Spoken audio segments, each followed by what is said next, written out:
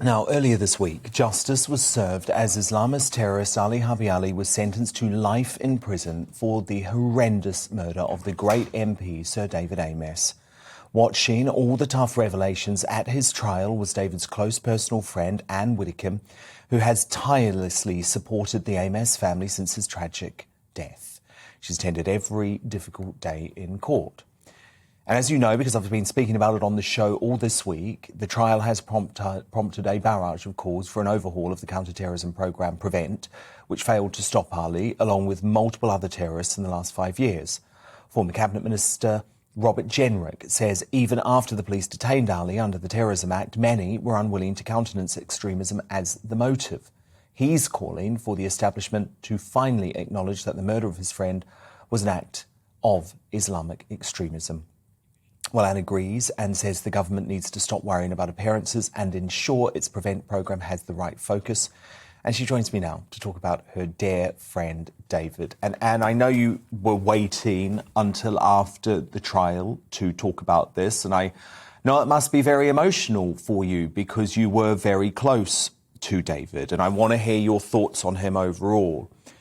But all week on the show, Anne, I have been wanting to shine a light on the reality of his death, because I feel people shied away from it at the time. They wanted to talk about online trolling. They wanted to talk about civility in politics. They wanted to talk about MPs not slagging each other off. And that's actually not what killed your friend. This was a hardened, homegrown Islamist extremist, and the media doesn't really seem to want to tackle that. You're quite right. I mean, this was a man who was clever. He's educated, he's articulate, he's intelligent, and he had a career before him, possibly at one point, as a doctor. Then what happened was he became what he described as self-radicalized. And we all know what that means, largely through the net.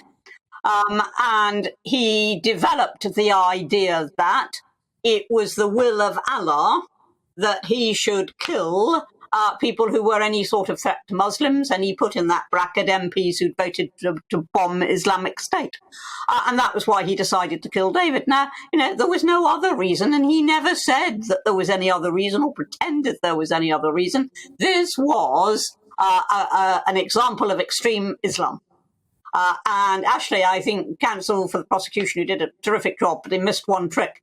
They said to him, counsel said to him, are you an extreme Muslim? And he said, no, I'm a moderate Muslim. I would have liked the next question to be, so what's an extreme Muslim then?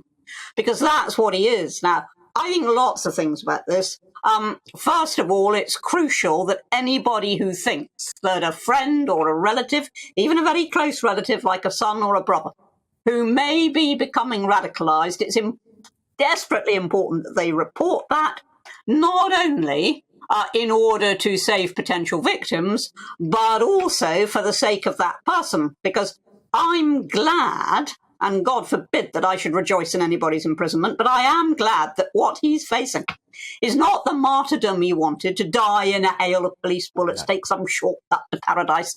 He's got instead half a century or more of being confined, moving between a narrow cell, probably with a loo in it, to an exercise yard which is restricted. He's never going to be able to wander free, not even able to do something very simple, like meet a friend for coffee, go out to the shops. Never anything of that sort ever again. And I want the message to go out to anybody who is contemplating an act of terror. That is what is waiting for you.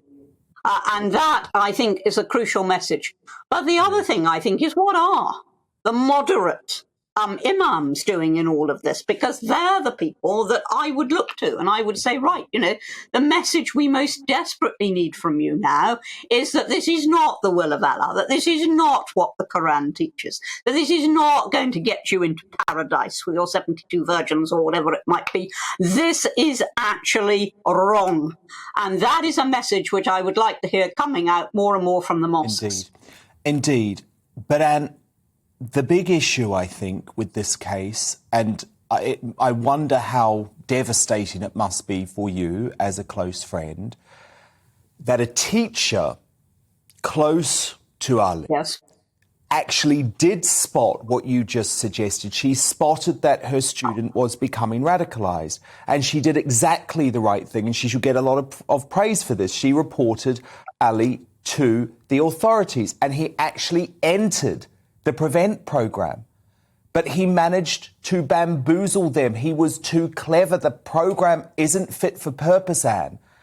And it just breaks my heart that he was there and he got out of it. I mean, how do you feel about that? And what does it mean about PREVENT? Well, obviously, that teacher needs praise. She was alert. She saw what was happening.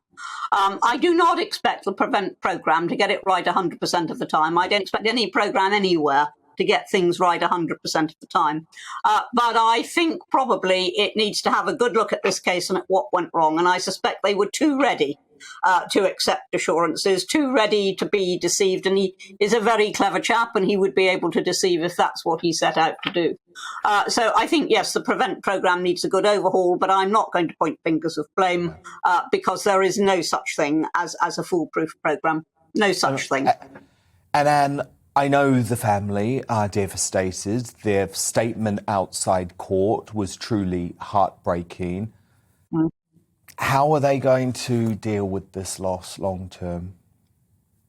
Well, as Julia said, that's David's widow, as she said in the statement, it's going to be with them. They're going to think of him every day.